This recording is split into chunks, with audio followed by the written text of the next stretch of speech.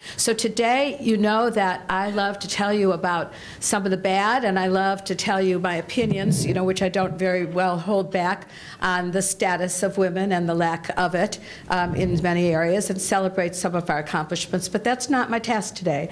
My task today is to bring you into the world of the practical, all right, to figure out how you individually can use your power to move this agenda forward. Because if you look around this room, there is nobody seated here because this is by invitation for a purpose. You are seated here for a reason. Our friend Linda didn't send out an invitation to everybody she knew. She didn't even send out an invitation to everybody who was fighting this fight. She sent out an invitation to those women who would take the power that they have and use it to advance women. And in this case, as Bobby said, one of the directions that we have right now at the ABA is closing the gap, is figuring out the specific ways for us to get gender equity wherever we work, and then with that power, to figure out how to give it to the women who are coming forward, who don't recognize that they don't have it, but most importantly, women in law using their power to advance women in law, who in turn will be able to protect the women of the United States and beyond. And I don't know how many of you were reading the news, but G8 has just accepted the fact that rape is an act of war. And why we have to fight for that one, I don't get either. But in any case, I will say that just a few days ago, G8 has come forward with that. That means we again have another international fight to be talking about rape as a weapon. All right, and unfortunately, rape is a weapon here as well in many other circumstances. And thank you, Bobby, for talking about the trafficking initiative, which we will not be spending time on today. But I need to tell you, all right, that this is a huge priority, that we have 100,000 U.S. citizens in slavery in this country, your country. Not to count the tens of thousands of men, women, and children that are brought across the border into sex and labor slavery in your country today. So I want to have an opportunity to speak to you about everything that's happening here. But when you start reading what's in the newspaper finally, as part of a national awareness campaign that the ABA and others are running, when you read about it, don't think this doesn't happen in Chicago where I live. Don't think for a second it's not in Kansas City. Don't think for a second, because, by the way, the hubs initially were Seattle and Atlanta, and now Chicago, and New York. But every small town in between, because this horror is so pervasive, so pervasive. So let's switch to some good news, gender inequity.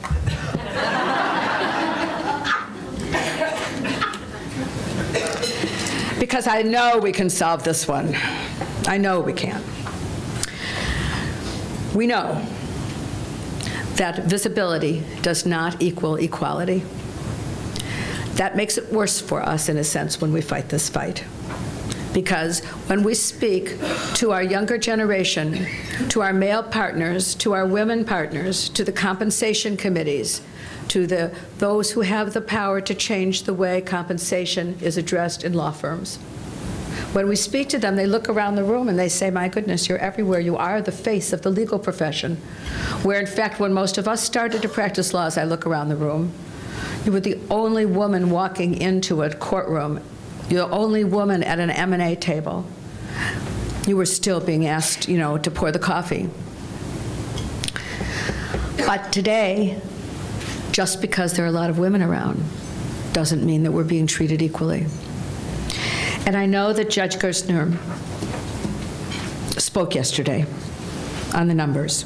So while we're here, let's talk about how we can change this reality. The ABA's Gender Equity Task Force, which is chaired this year by Bobby Liebenberg, and the Commission on Women at the American Bar Association put a lot of thought into this question.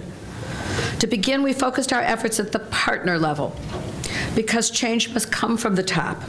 So we created a gender equity toolkit. Somebody told me that not only do you have the brochures at your table, but you have the toolkits in the back, in the corner.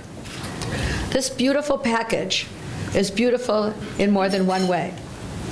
It's beautiful because it's specific. It's beautiful because it gives a flash drive. It's beautiful because this small packet, if put in the hands of every state and local bar association, of every woman's bar association, of every woman lawyer partner with power, will, in 1 year, change the universe for women. You're looking at a cure. And the reason is because we're taking gender equity partner compensation apart. And we are giving the agenda, the reading materials, the discussion topics, nothing, the Speakers Bureau, nothing you would lack if you would like to run a big conference or a small, or simply have a conversation with managing partners of a firm or the women senior partners of a firm. And it's suggesting, of course, that this conversation isn't with women. It's with women and men who have the ability to change the compensation practices in a law firm. Conference in a box is what Bobby calls this. And it's pretty extraordinary.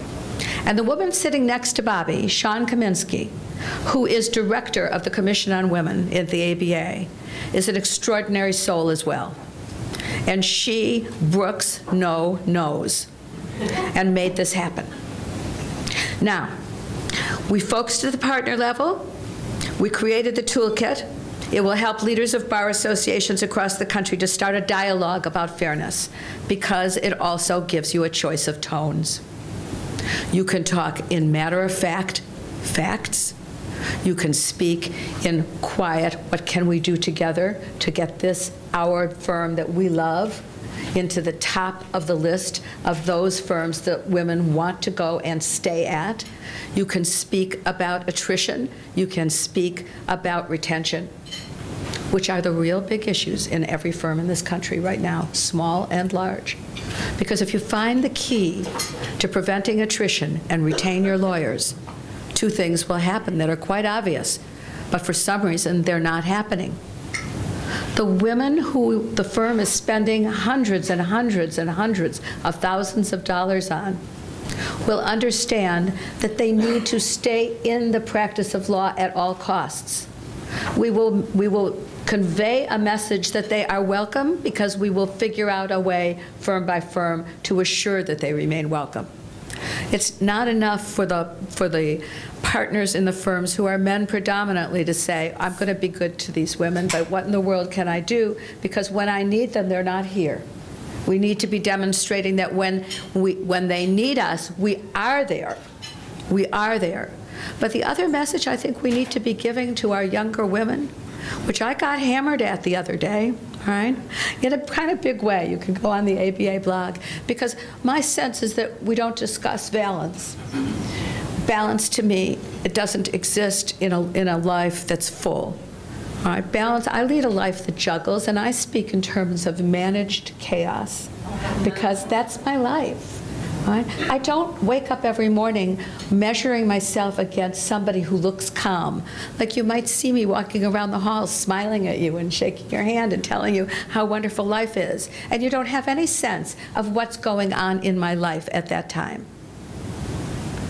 But to communicate just that smooth demeanor, to me, is a fraud. They're very, well, just tell me, am I wrong? All right? That doesn't mean you can't practice law, have children, and lead a dozen lives, and do wonderful things if you don't want to have children, and commit yourself to areas that we're advancing right now in the community. Or you have elder care, or you want a political career. Whatever it is that you want, that doesn't mean imbalance. It doesn't mean that you can't do it. I think that's part of a full life. And it's the positive message that we are not conveying, ladies. We've moved past whining. We've moved past whining. But when is the last time you greeted me in the hall and said, "Isn't life fabulous?" I love practicing law. It's my message to you. I love what I do. I am passionate about being a lawyer. I can't imagine life without it. But we don't